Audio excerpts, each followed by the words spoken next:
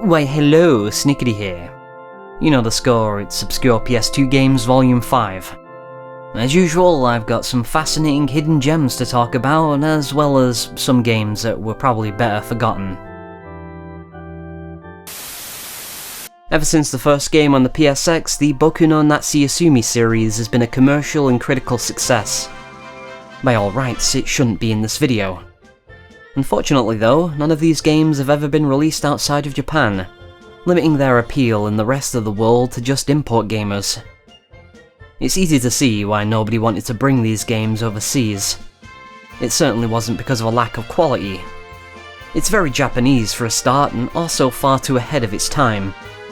Nowadays, we have all kinds of relaxing games like these that take it nice and easy.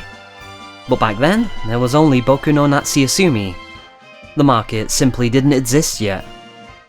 Recently, the series received two different spiritual successors by the same developer, Millennium Kitchen. We have the Shin-chan games and Natsu-Mon, both of which received official English releases. And in late 2023, the real deal finally made its debut in English, albeit unofficially. Boku no Natsuyasumi 2 for the PS2 was fan-translated by Hilltop.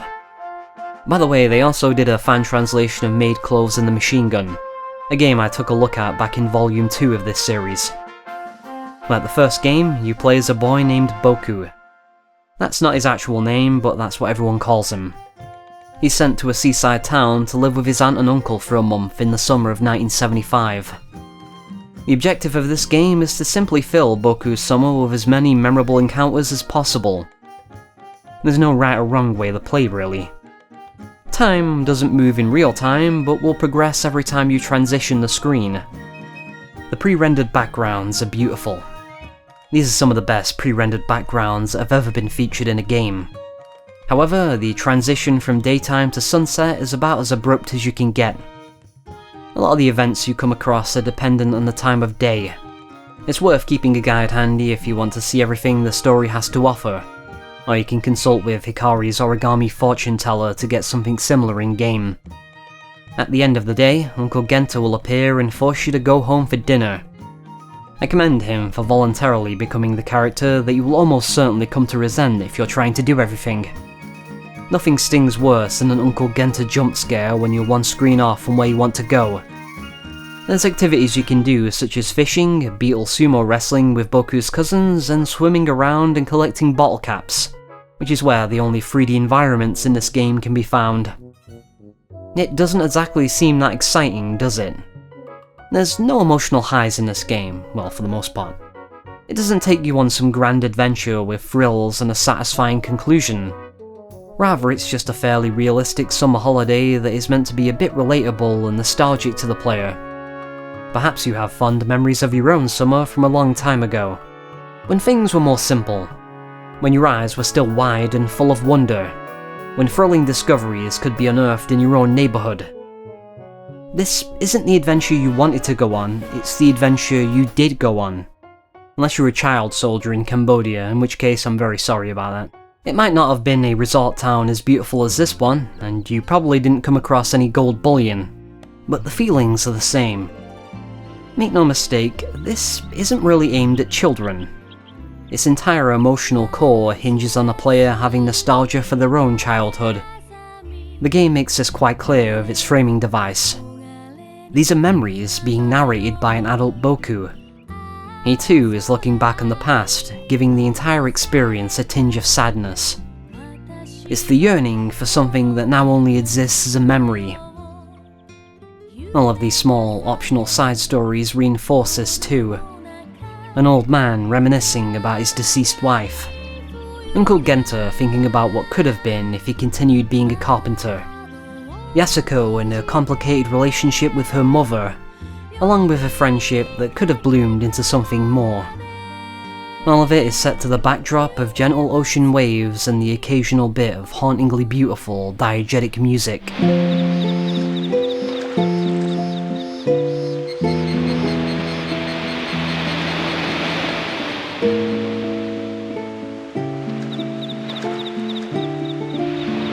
It's a meditative experience that brings to mind many lofty ideas, all of which completely go over the head of Boku.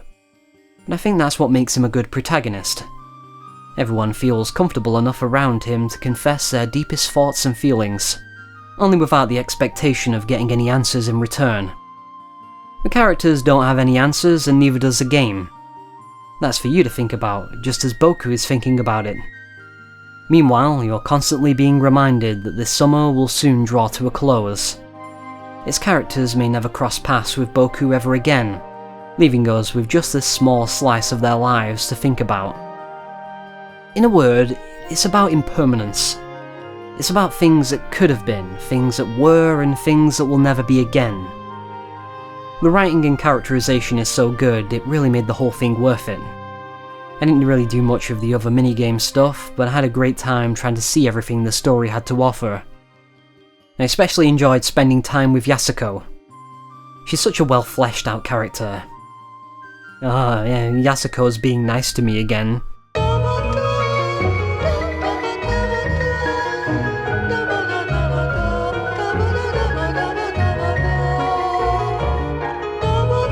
What was I talking about again? Oh yeah. Kazayabe and Millennium Kitchen are some truly talented game developers. I recommend this not just as a good game, but a great work of art as well. It's definitely an experience that will stay with you. Simple 2000 Series Ultimate Volume 17, Taisen, Bakudan Poi Poi. What a mouthful.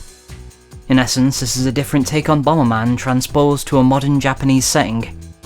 We don't have mazes, we have these big open areas that you're free to run around in. Bombs fall from the sky at random, and you can either throw them overhead or give them a gentle roll along the ground. Bombs detonate other bombs, even ones carried by your opponents, creating these huge chain reactions that are incredibly satisfying to set up, even if, most of the time, it's purely accidental. You have a health bar that you're able to replenish with these hearts that are strung about the arena. They're so plentiful that it's actually quite difficult to lose. While your opponents can collect these, they don't most of the time, making them feel less like opponents on equal footing with you and more like regular enemies. You move on to the next stage by killing a certain amount of them. Early on, I played very cautiously, staying on the outer edges of the arena and throwing whatever bombs I happen to come across. This is a surprisingly effective strategy if you don't mind playing the game in the most boring way possible. Annoyingly, the camera isn't very adjustable, so most of the time you have to pay attention to the radar in the bottom left to know what your opponents are actually doing. And you usually don't get to see all of those cool explosions because you're running in the opposite direction. The third-person camera really works against the game in this area. You can see why they go with an overhead camera in Bomberman. Still, I wish there was a replay camera or something else to account for this deficiency. It's more fun to take an active playing style, holding onto bombs until they're about to explode and lobbing them at someone who has more bombs than they're able to keep track of. You're able to catch ones thrown at you as well if you want to play hot potato. The final stage of the story is a boss fight against some kind of horned golden demon guy in a spacesuit. Perhaps his presence is explained in the story that's completely untranslated. Perhaps it might also explain why this relatively normal roster of characters has a robot.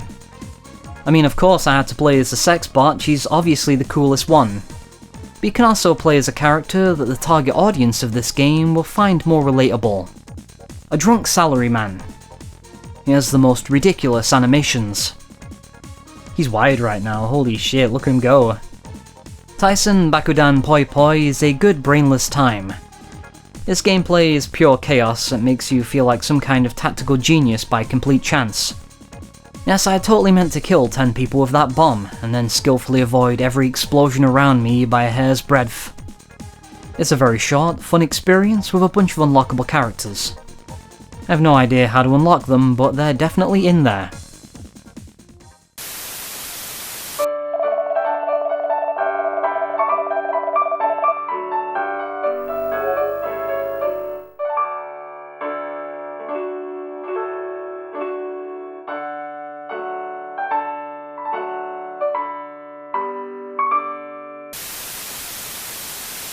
Poinie's Poin is a game that you might have heard of, maybe. Its reputation precedes it at this point as a particularly bizarre import title that feels like it comes from another dimension. Even though it never left Japan and was probably never intended to, it was produced with full English text and voice acting. This is an unheard of luxury in the world of import gaming, and the fact that it's for a children's game with an eye-bleedingly bright colour palette makes it even more unusual. It's one of the only games I've ever played that asks you for your age before starting. To what end, I have no clue. It never comes up ever again as far as I know. So what is the deal with Poinie's Poin? This was the question I kept asking myself as I went into this game almost completely blind. Even its title confused me. What on earth is a Poin? Who is this strange little pink thing I'm playing as, and why does he quote MC Hammer so much? You can't touch this! Yippee-yo! You can't touch this! So this is Poinie, a child who wanders off from his mother and gets lost in Jellytown, the setting and main hub area of the game. He doesn't know where his home is, even though the ending reveals it to be right next to your starting location.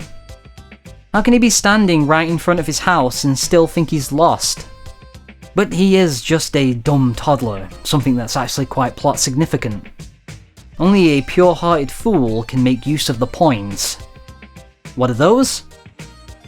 I have no clue now that I think about it.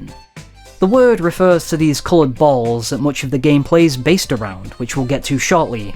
But it also refers to your wisecracking companion throughout the game, who seems to be doing an Eric Cartman voice. Green, I'm talking to you. Yes, you, Green. This is probably the most famous part of this game, and the only thing I knew about beforehand. Yeah, whatever, Stinky, but sure, Poinie will be your friend, but let me ask you just one thing. It's like a bang-on impression. There's no way they didn't do this deliberately. But why did they do it deliberately? Were the English localization team just given free rein to do whatever nonsense they wanted?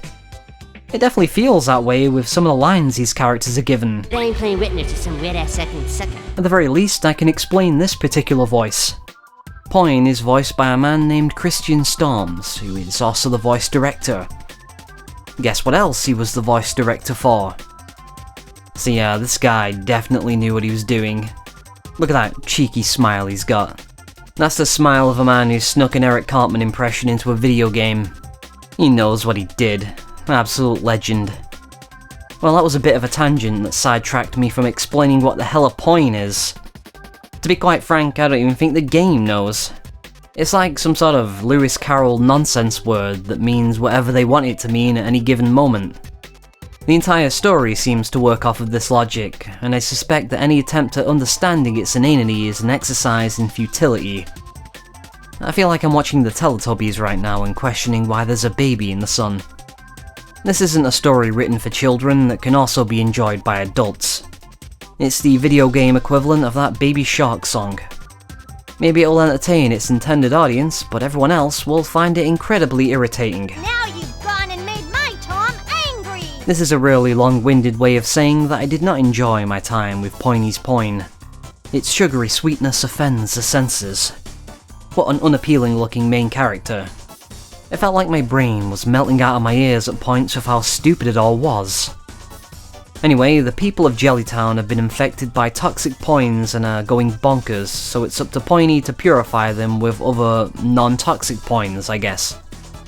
So is it just a coincidence that he has Poin in his name? Never mind. This is kind of incidental to Poinie finding his way home though. Every interaction he has seems to follow the same formula. Poinie asks someone where he lives, they say they'll tell him if he does a thing, he does the thing, and then they reveal that they have no idea where he lives. Because of course they don't, they've only just met. He never quite realises the absurdity of asking random people where his own house is. That's the entire story though. It's about the journey, not the destination, as they say. But your enjoyment of this particular journey depends on how well you can tolerate its many zany NPCs and boss fights. House, a home, a domicile, a place of residence, a place to hang your hat, to call home, to put Oh my god, shut up! I'm starting to suspect that I'm just too old and cynical for this game. It's easy to see a few clips from this game out of context and conclude it has hilarious and mimetic cutscenes. You know who I am! I am the cookie! I am the cookie! I am the bully cookie! But I'd advise against falling into this trap. Actually, sitting through this in its entirety is a different story. Dialogue that is genuinely funny is infrequent, and you're hearing most of it in this very video. I thought we passed a law banning French people.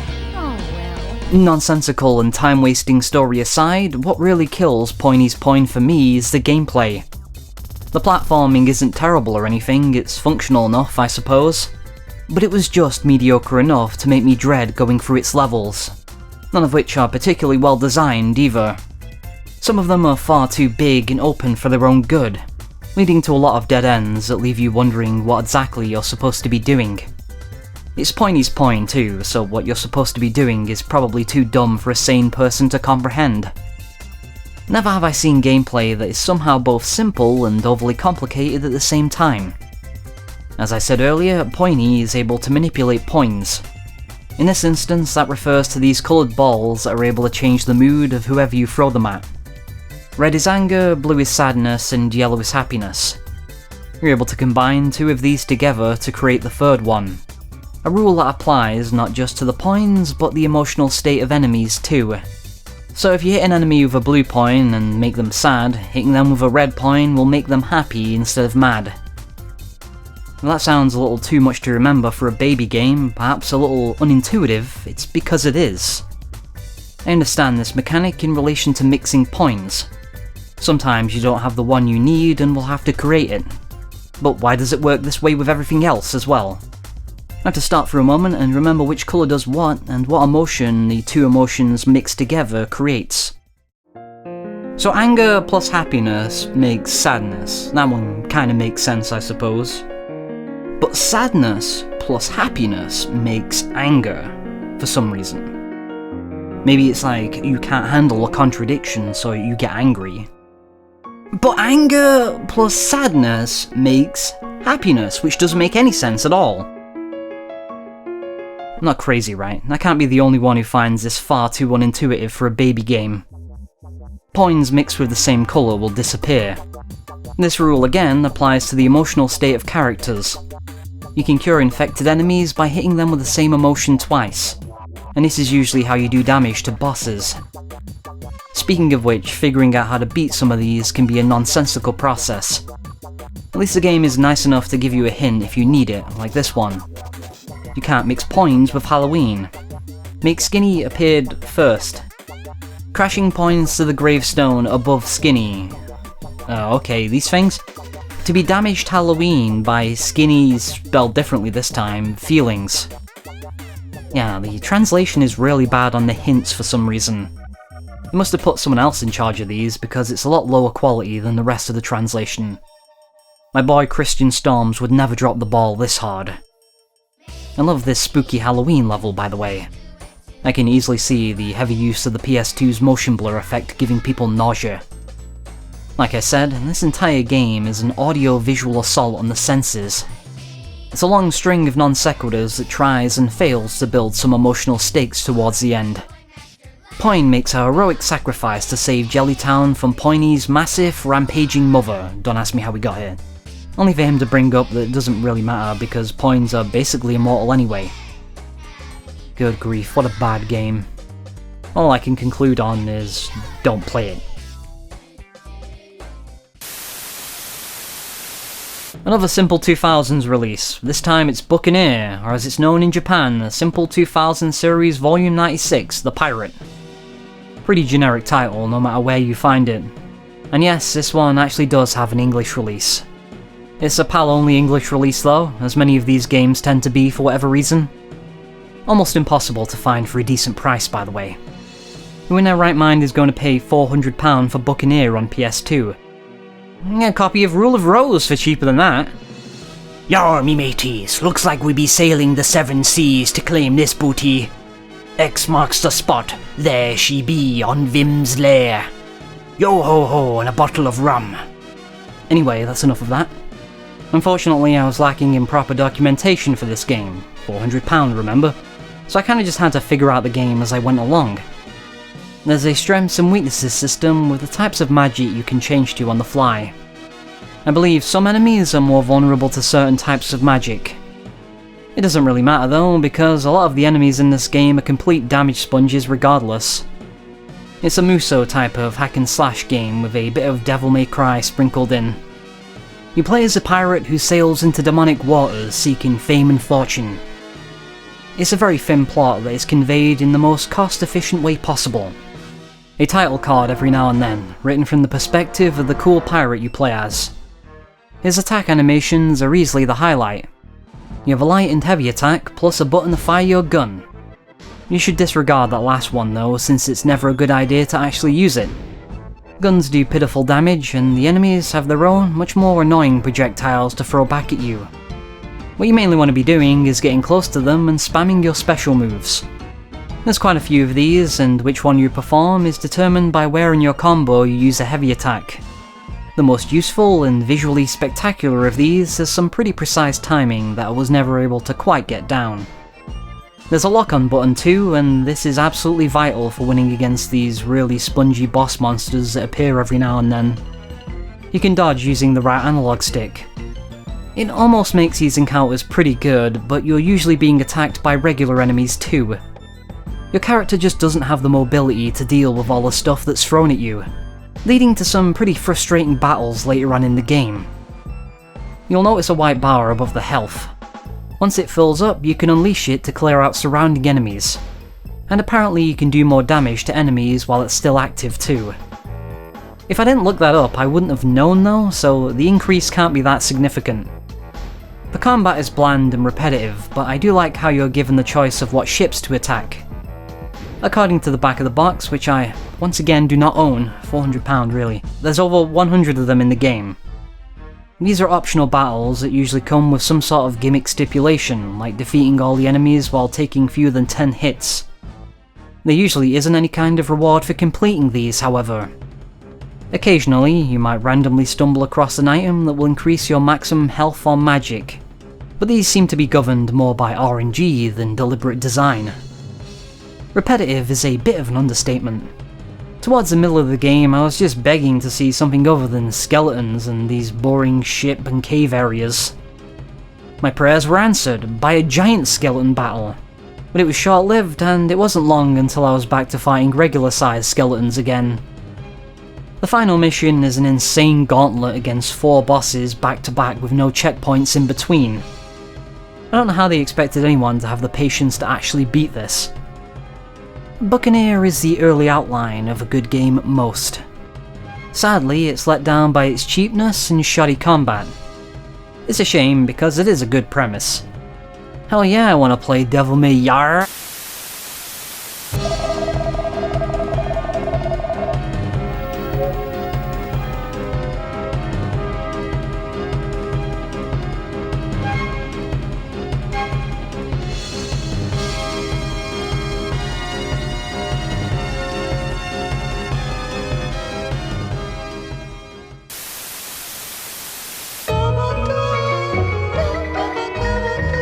Chulip is a game that I've been meaning to check out for a while now. It's the only other game from the developer Punchline, who also made the phenomenal Rule of Rose from 2006, one of my favourite narratives to grace the PS2's prestigious library. However, their unique game design, which is admittedly an acquired taste, is not isolated to these 2 titles. Enter Yoshiro Kimura, the founder of Punchline, who before this was a game designer at Love Delic. They made similarly quirky titles such as LOL Lack of Love, and the game that Chulip is a bit of a spiritual successor to, Moon Remix RPG Adventure. This one actually got re-released not too long ago for modern systems by Kimura's new company, Onion Games. He is an underappreciated visionary in this medium. Pretty much all of his games weren't well understood at the time, and would only later gain cult status amongst those who like their games with an extra helping of soul. That really is what it comes down to. I'm not going to say that the critics were necessarily wrong about Chulip. You play as well? Chulip! It is undoubtedly a slow and frustrating experience at times, but they also seem to have overlooked all of the great aspects of this game. The unique nuggets of genius that makes Chulip such a rich and lovable piece of art. This was a special time when these kinds of experimental oddities were allowed to be made. All too often these things get dismissed as wacky and weird Japan being wacky and weird again, as opposed to what's actually going on. A team of highly creative developers using the medium to give you a memorable experience that you can't get anywhere else. Punchline were never ones to play it safe. I'm getting a bit ahead of myself though. Chulip is a game where you play as a poor teenage boy who just moved into Long Lifetime with his father. He has a dream where he kisses his soulmate in front of Lover's Tree. As it turns out, this girl just happens to be living in his new neighbourhood. The goal of this entire game is, therefore, making his dream a reality. He has to kiss the girl, but that's easier said than done. You can't go around kissing people you just met. This will lead to heartbreak. Suffer one too many of those and you'll be sent back to the title screen. Just like in real life, you have to put in the effort to earn that kiss. He tries writing a love letter, only to be told by Mr. Suzuki that it sucks. Mr. Suzuki is one of the many teachers in the story that you encounter. They all seem to be strange, big-nosed creatures that are reminiscent of Schnoz from Berserk. This isn't Poinie's Poin though, there's at least some verisimilitude to its zany nonsense. The reason his love letter sucks, according to Mr. Suzuki, is because his heart is immature and weak. He needs experience, life experience, and the only way to get it is by kissing other people. The act of kissing in Chulip is therefore not just a romantic gesture, but also a way of gaining people's trust and respect within the community. It seems less about wooing your dream girl and more about becoming a man. To nestle yourself within the community, you must first prove your worth. As I said though, you can't just go around kissing anyone. It requires you to fully invest yourself into these characters. Listen to their worries and problems, their dreams and aspirations, and then offer them a solution that will make them want to kiss you. It's essentially a puzzle that you need to solve by paying attention to the world around you. There are two types of residents of Long Life Town that you can kiss. The normal residents have a lot of personality and a clear through line to their characters. It's where the meat of this game's narrative is truly at. The underground residents, however, are a different story entirely. I cannot tell you why a sizable chunk of this town's population are subterranean. It is, once again, another one of those bizarre things about this game's setting that you just kind of come to accept. The stories surrounding these people are a lot more vague and weird. Sometimes the details are left up to your imagination. Take for instance a sniper, a man who comes out during the day to take shots at another character you can kiss, Target. He's been pinned down by his sniper fire and can't use the bathroom. You can't kiss him until he's able to relieve himself, so you first need to sneak up on the sniper and kiss him. Why does the sniper hate Target so much? Is there a reason, or did he just decide to terrorize some random guy for the hell of it one day? You just don't know. Chulip fleshes out its world, but leaves just enough up to the imagination to give it an enigmatic quality that stays with you long after playing. At the very least, the story for these two is something that could happen. But there are many underground residents that veer into surrealism or just outright gags. There's the eggplant boy who wants to see you eat an eggplant, while another is just Godzilla, and later on Mechagodzilla. Sometimes it's hard to tell if this game has a shaky translation or the weirdness of some of its dialogue is an artistic decision. I think it's mainly the latter, and sometimes a bit of both. If you find their hole during the hours of the day they're underground, you can take a peek and listen to what they're saying. This provides a hint as to how you go about kissing them. Specifically, it hints at when you'll have that small window to plant a kiss on them, which is known as a viva. Get the timing wrong and you're going to be heartbroken. Kissing these residents is all about patience and quick reflexes, as opposed to the above-ground residents. They usually take a lot more steps to kiss, but you don't have to worry about screwing it up and getting heartbroken. Most of the time. In either case, everyone operates on a schedule they'll follow to the exact hour. Time management is a key factor here. The boy wakes up in the morning and initially doesn't have a way to pass time other than, well, walking around and idling. Returning home and going to bed is how you're able to heal and level up if you've collected any kisses, but you don't actually need to do it.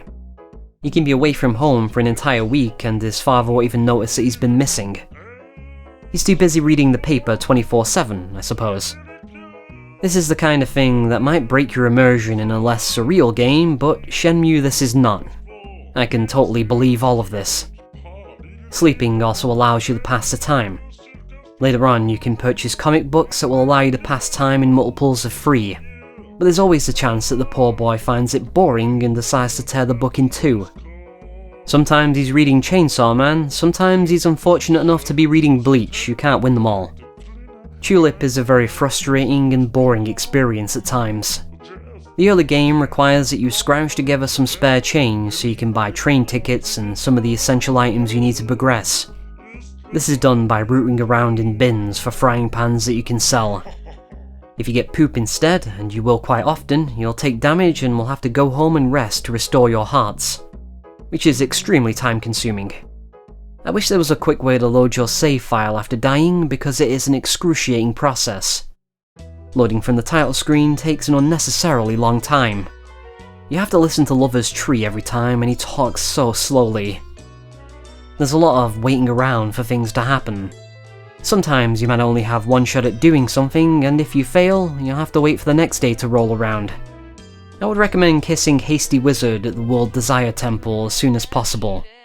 He gives you the speed upple, which allows you to run. You don't want to be stuck walking in this game any longer than you need to. The most infuriating part comes in the third chapter when you have to become the boss of the Funny Bone factory to get a piece of the love letter set. If you've played this game, you know exactly what I'm about to describe. The first time I arrived here, I was one-shotted by Ad Balloon, who does a whopping 25 hearts of damage despite her unthreatening appearance. You need to kiss her though, because she's the one who cleans the bathroom that allows you to save in this particular area. Otherwise, you have to keep getting the train from the World Desire Temple bathroom, and you don't want to be doing that. Why is this important though? Well, we need to go on a tour of the factory and stay until after dark so we can steal a boss card from the safe and become the head of the company, as you do. The way we go about doing this is by hiding in the area that has a lazy security guard, but only after being told this information by an employee. You can't just take a guess, you need to be told, and the worker that tells you is random every time you visit. I swear though, there's been times where I've asked everyone and didn't hear about the lazy security guard at all. In any case, if you mess it up, you have to repeat the entire process again. Going into the factory, watching the train guy very slowly input your destination, a stupid dancing minigame before finally talking to absolutely everyone yet again. But at least once you do it successfully the one time, you don't have to do it ever again, right? I mean, we're the boss of the company now, surely that means we don't have to hide from the security guards so we can stay after hours. You're fired. That is unfortunately very wishful thinking, making this place the absolute worst location to get all the kisses from. It's kind of mandatory to come here at least twice as well, since one of the underground residents has an alien dictionary that you need to figure out what items to give to the alien. This is what I love about this game, just describing the steps you have to take to beat it sounds like utter nonsense. This is definitely a guide game. You can figure out what to do from the various hints scattered about, but I don't think most people are going to spend that long trying to do it. It's like an old school point-and-click adventure game in that regard. Its obtuse nature is likely why this game's manual includes a full walkthrough guide. It doesn't just guide you through the entire story, it also tells you how to kiss all 50 residents too. This is the only example of this I've ever come across, and I get why. Unlike those old point-and-click games, this isn't a game about spending hours trying to figure out what to do. Knowing what to do will only help you so much, as actually doing it can be quite challenging. Still, the manual's guide is incorrect in a few places if you were relying on it. Even with this frustration though, I never came to hate my time with Chulip. Finally earning a kiss after waiting for the opportune moment feels very rewarding every time. You can do the main story and beat it just fine, but I felt compelled to get all 50 kisses and see every little story this game has to offer. Even after finishing it, the town still lived on in my head. It's so well defined and authentic. It's such a comfy, lived-in setting with a colourful cast. I think what makes it work so well is that despite this game revolving around kissing and love, it never becomes schmaltzy. On the contrary, pretty much everything in here is undercut with just the right amount of cynicism and edge. All of the teachers are super depressed and hate their lives. Even your dream girl isn't much of a dream girl. She's run away from home and now lives inside of a pipe in an empty lot. And who can blame her when her dad is a depressed alcoholic filmmaker who gets arrested for throwing a bottle at his wife? There's an interesting balance going on here with its writing that would have been very easy to screw up. While it's most definitely an exaggerated reflection of the real world, it also keeps it just real enough to not descend into cartoonish nonsense. The dream girl isn't comically unlikable or anything like that. At most she's a little rude, but never without reason. This describes most of the characters, the main ones you interact with anyway. Chulip keeps it real, even when you're interacting with a zombie girl trying to make you some tea. This story in particular is very touching and funny, by the way. Every character has multiple layers to them that makes you want to learn more about them. And in the end, you're either rewarded or punished for the time you put into the game. The final boss, if you can even call it that, is a quiz on the town and its residents. It reminded me a bit of the ending to Banjo-Kazooie, which is rather appropriate considering this game uses the same type of voices for its characters. This isn't to everyone's taste, but personally I have always loved this practice. Just from these mangled up sounds, you can tell so much about them. Chulip has something that a lot of better review titles lack. For lack of a better term, I can only call it soul. Soul! It's the kind of thing that can only be made by a team of visionaries who knew exactly what kind of experience they wanted to make. If Obscure PS2 Games is about anything, it's finding those flawed yet wonderful gems that are so often forgotten by time.